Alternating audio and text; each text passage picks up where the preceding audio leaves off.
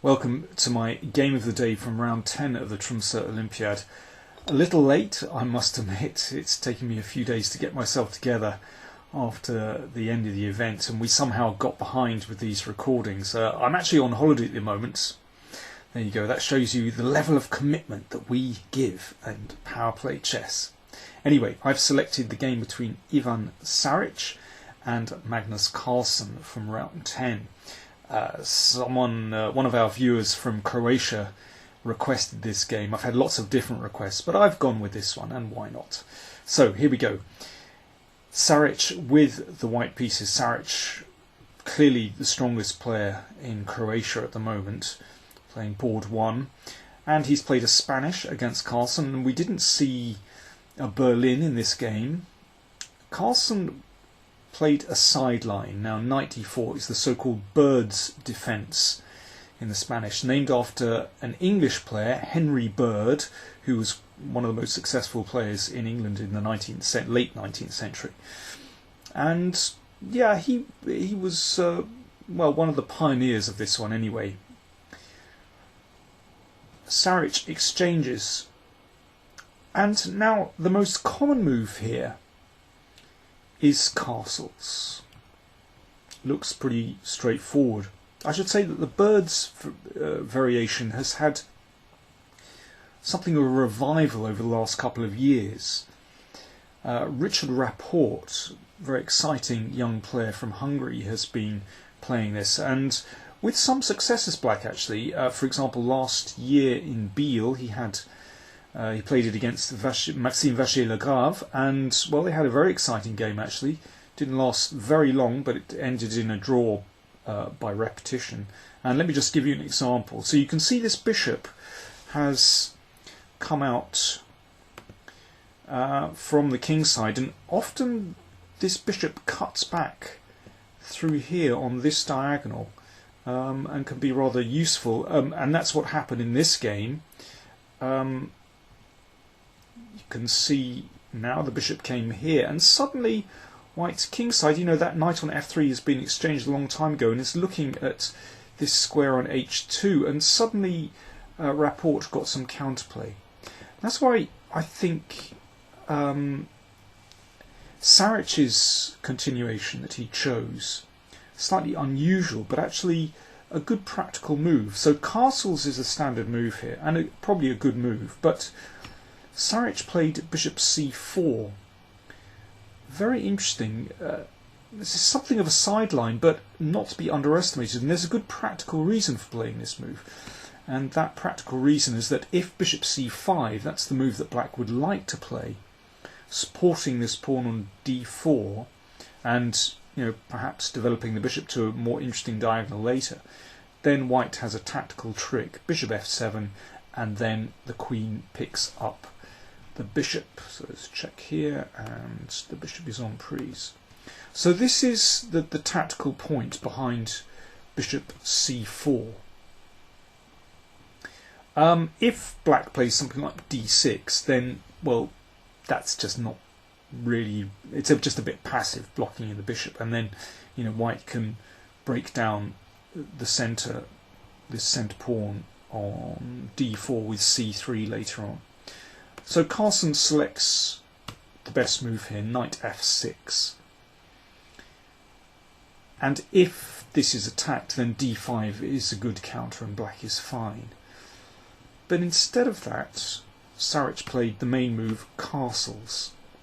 And this is a tricky position, and maybe Magnus, I think Magnus, he tries out these sidelines, and very often that manages to wrong foot his opponents. But maybe Carlsen himself wasn't too familiar with these sidelines here.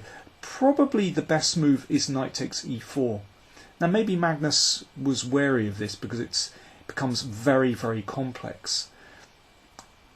There are two moves here. Queen h5 is interesting, but maybe the most reliable move for white is to take on f7 and then check with the queen. And white is going to pick up this knight on e4. And, well, here white is probably very slightly better. This has been tested out on quite a few occasions, but it seems like white is better there. I mean, maybe Magnus simply wanted something more complex, but he tried d5, and this was taken. Now, this can't be recaptured, or probably best not to be recaptured. Queen h5 is a good move, and then queen e5, and simply picking up the pawn on d4. Black would like to play bishop d6, puts the bishop on a good diagonal, but then rook e1 check is awkward. Then the king has to go to f8, and that's not great. Carlsen therefore played bishop e7. And now if, say, d3, then knight d5, and black is fine. So Saric played a good move here. He simply played queen f3, covering the pawn on d5.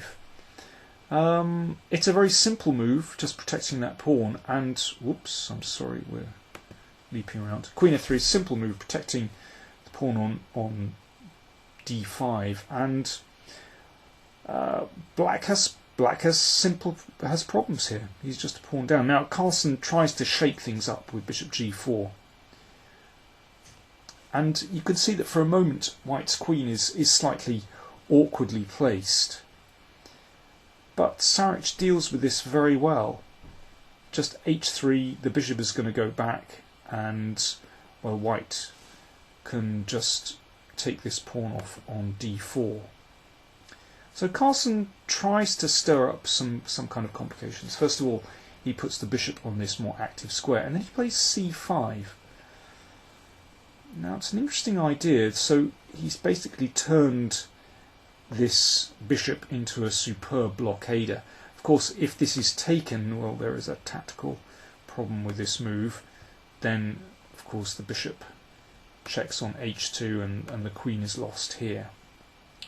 So the queen goes back to d3. Now looks a little bit awkward for white. No doubt Magnus was hoping that he'd be able to stir things up from this position, because white obviously has problems with his development on the queen side.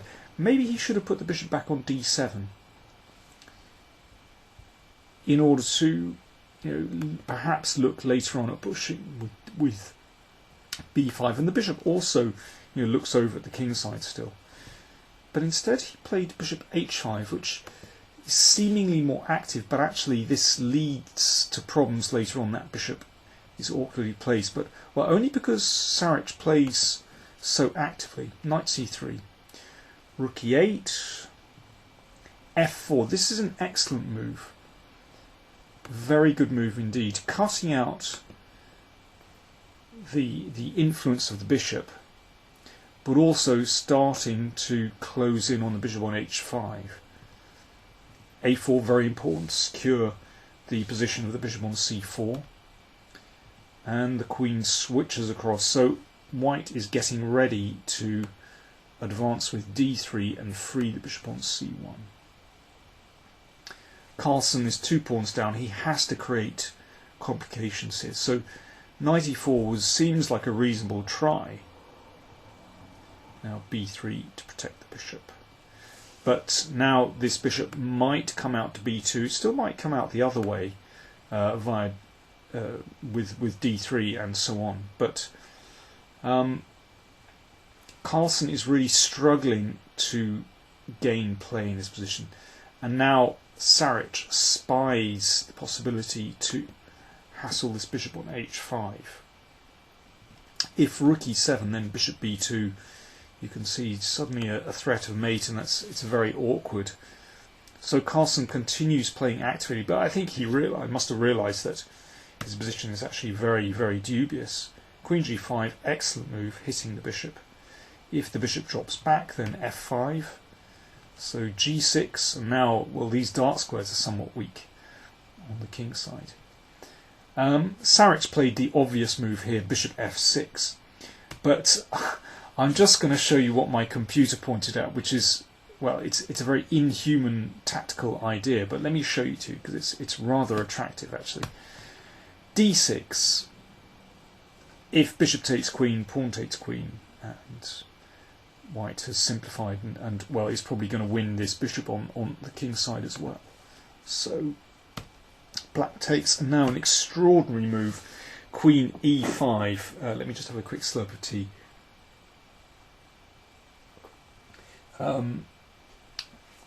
What an incredible move, and the point is, if rook takes queen, then bishop f7 check. King takes bishop, pawn takes, wins back material with interest because of the check on the f file.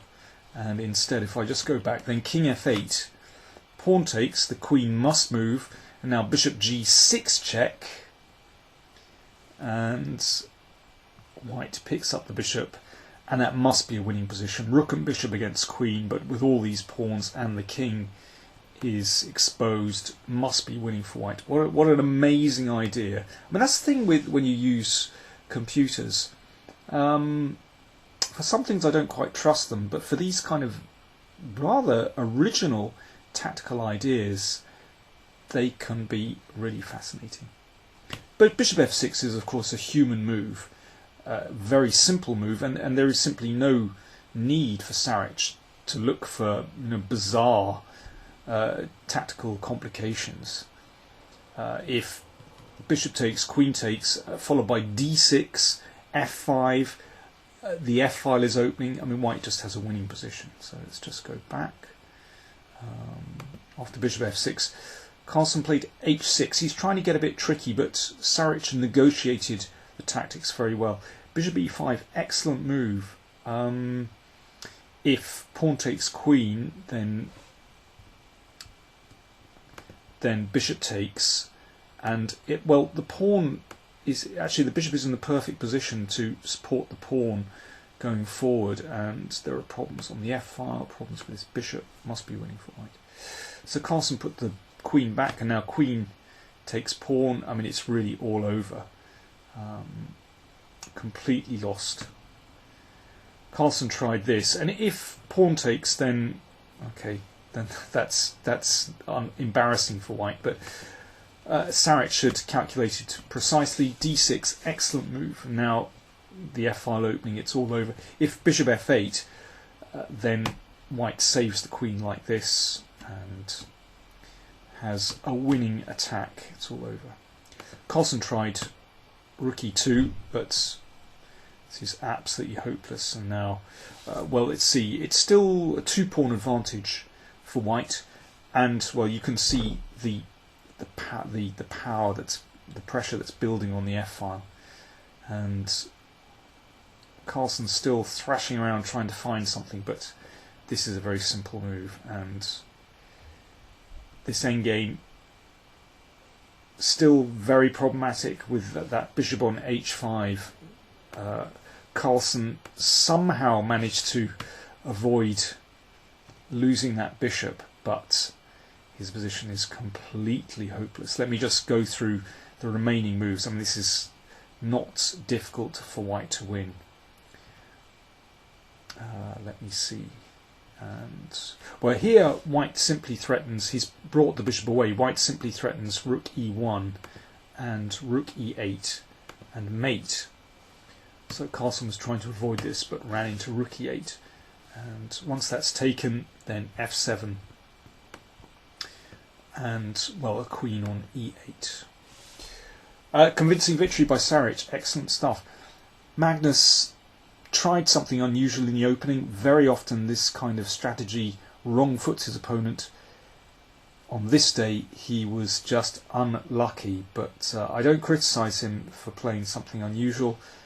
It has brought him great success in the past.